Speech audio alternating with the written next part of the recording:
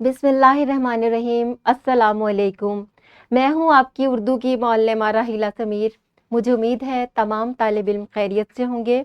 हम पढ़ रहे हैं उर्दू बराए जमात शशम और इसका हम जो बाब पढ़ रहे हैं वो है अदबी गुलदस्ता।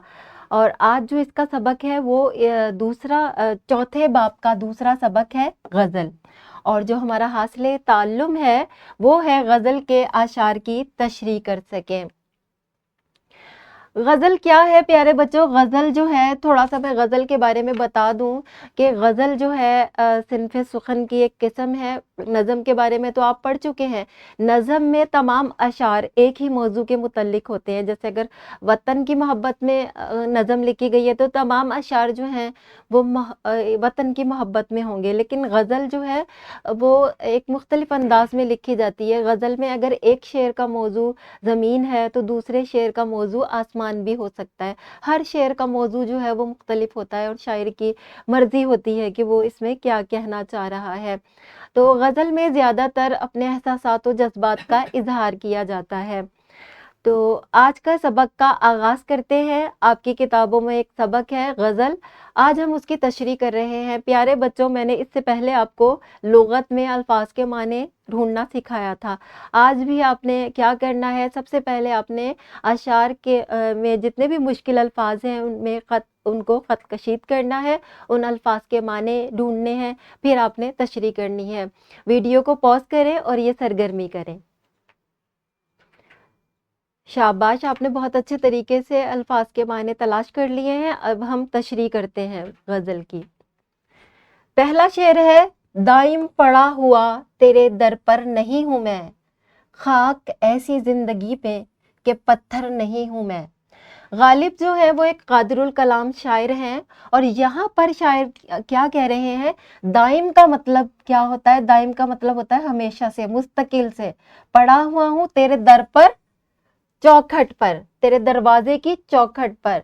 खाक ऐसी जिंदगी पर, खाक ऐसी जिंदगी पर फजूल है, ऐसी बेफायदा जिंदगी पर कि पत्थर नहीं हूं मैं। यहाँ पर शायर जो है अल्लाह ताला से मोहब्बत का इजहार कर रहा है। वो कह रहा है कि मैं जो हूँ, काश मैं तेरे दर का पत्थर होता तो कम से कम तेरा दीदार तो होता रहता। और ऐसी जिंदगी पर को मैं फजूल समझता हूँ कि मुझसे बेहतर जो पत्थर है जो कि तेरी दर की चौखट पर लगा हुआ है। और मैं भी पड़ा हुआ हूँ, लेकिन मैं इंसान होने के बावजूद जो है इतनी हैसियत नहीं रखता जितना कि तेरे दर का पत्थर रखता है। और शायर ये ख्वाहिश कर रहा है कि अल्लाह ताला, काश मैं तेरा जो दर है उसका पत्थर होता, इससे मैं तेरी कुर्बत मुझे ज़्यादा नसीब होती। दूसरा शेर देख लेते हैं। क्यों गर्दिश मादाम से घबरा ना जाए दिल, इंसान हूँ प्याला सागिर नहीं हूँ मैं। गर्दिश मादाम मुसलसल खराब हालात, घबरा ना जाए दिल, जो है वो बेजार ना हो जाए। प्याला ओ सागिर, जाम का प्याला जिसमें कि हम प्यास बुझाते हैं। यहाँ पर शायर क्या कह रहा है? शायर कह रहा है कि ये मुसलसल जो बुरे हालात चल रहे हैं इससे मैं क्यों ना घबरा जाऊं, क्योंकि मैं एक इंसान हूँ। शायर कह रहा है कि मैं इंसान हूँ और इंसान जो है वो एहसास व जज्बात रखता है। गालिब के दौर का अगर हम मुशाहिदा करें तो गालिब जिस दौर में पैदा हुए थे और जिस दौर में वो जवान हुए थे वो बहुत ही मुश्किल दौर था। और उसी दौर में जो अंग्रेज़ थे उन्होंने बहादुर शाह जफ़र की हुकूमत को ख़त्म करके दिल्ली पर कब्ज़ा कर लिया था और गालिब भी दिल्ली में रहा करते थे। तो गालिब ने देखा अपनी आंखों से कि किस तरह मुसलमानों का कत्लेआम हुआ और गालिब ने बहुत मुश्किल ज़िंदगी गुजारी। तो यहाँ पर गालिब उन्हीं दिनों का इजहार कर रहे हैं कि क्यों इन तमाम ये जो मुश्किल हालात हैं कि मेरा दिल क्यों ना घबरा जाए, क्योंकि मैं एक इंसान हूँ। मैं कोई प्याला और सागर नहीं हूँ कि प्यास बुझाई और फिर प्याले की कोई हैसियत नहीं रहती। तो मैं एक इंसान हूँ, मेरे एहसास जज्बात हैं और जिनकी तशबीह होना बहुत ज़रूरी है, लेकिन इन हालात में ऐसा मुमकिन नहीं है। बढ़ते हैं अगले शेर की तरफ। यारब ज़माना मुझको मिटाता है किस लिए, लोहे जहां पे हरफे मुकर्रर नहीं हूं मैं। यहाँ पर गालिब जो है अल्लाह ताला से मुखातिब है। यारब वो कह रहे हैं, ए अल्लाह, ये जो ज़माना है मुझको किस लिए मिटा रहा है, یعنی کہ مٹانے سے مراد یہاں پر یہ ہے کہ انسان کو جو ٹھوکریں لگتی ہیں زندگی میں اور لوگ جو ہے اس کی حیثیت کو ختم کرنے کی کوشش کرتے ہیں، اس کا ذکر یہاں پر غالب نے اشعار کی صورت میں کیا ہے۔ لوہے جہاں پر، دنیا کی جو تقدیر کی لوح ہے جس میں اللہ تعالیٰ نے سب کی تقدیر لکھی ہے، اس میں شاعر کہہ رہے ہیں حرف مقرر نہیں ہوں میں، حرف مقرر دوبارہ آنے والا لفظ، ایک لفظ اگر 2 دفعہ لکھ دیا جائے تو اسے مٹا دیا جاتا ہے، اس کی کوئی حیثیت نہیں ہوتی۔ اسی طرح غالب جو ہے اس شعر میں کہہ رہے ہیں کہ اے اللہ، زمانہ مجھے اس قدر کیوں میرے ساتھ برا سلوک کر رہا ہے، جیسے کہ کسی بھی کاغذ پر ایک لفظ 2 دفعہ آ جائے تو پہلے کو مٹا دیا جاتا ہے۔ کیا میں حرف مقرر ہوں؟ کیا میں دوسری دفعہ لکھا گیا لفظ ہوں کہ میری کوئی حیثیت ہی نہیں ہے؟ تو یہاں پر شاعر جو ہے وہ اللہ تعالیٰ سے شکوہ کر رہا ہے کہ میں زمانے کی تقدیر میں دوسری دفعہ لکھا گیا لفظ نہیں ہوں کہ مجھے ختم کرنے کی کوشش کی جائے، میں ایک انسان ہوں، مجھے جو ہے مٹانے کی کوشش نہ کی جائے، اللہ مجھ پر رحم فرما۔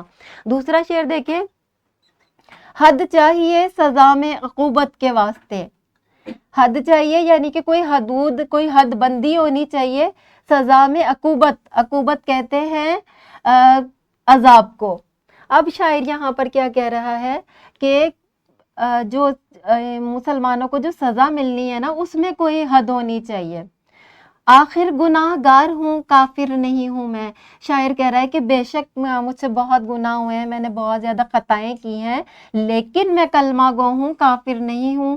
جو کافروں کو جو سزا ملنی چاہیے وہ مجھ میں، میری اس میں کوئی حد بندی ہونی چاہیے، میں مسلمان ہوں، کلمہ گو ہوں، بے شک بہت گناہ گار ہوں، مجھ سے بہت خطائیں ہوئی ہیں، بشری تقاضوں کے تحت انسان سے غلطیاں ہو جاتی ہیں۔ شاعر یہاں پر ان خطاؤں کا اعتراف کر رہا ہے، عاجزی اختیار کر رہا ہے، اور اللہ تعالیٰ سے کہہ رہا ہے کہ جو بھی گناہ اور ثواب کے جو معاملات ہوں گے، جزا سزا کے، اس میں سزا میں میری کچھ حد بندی ہونی چاہیے، کچھ کمی ہونی چاہیے، مجھے معافی ملنی چاہیے، کیونکہ میں اللہ کا نام لینے والا ہوں، مسلمان ہوں، کافر نہیں ہوں۔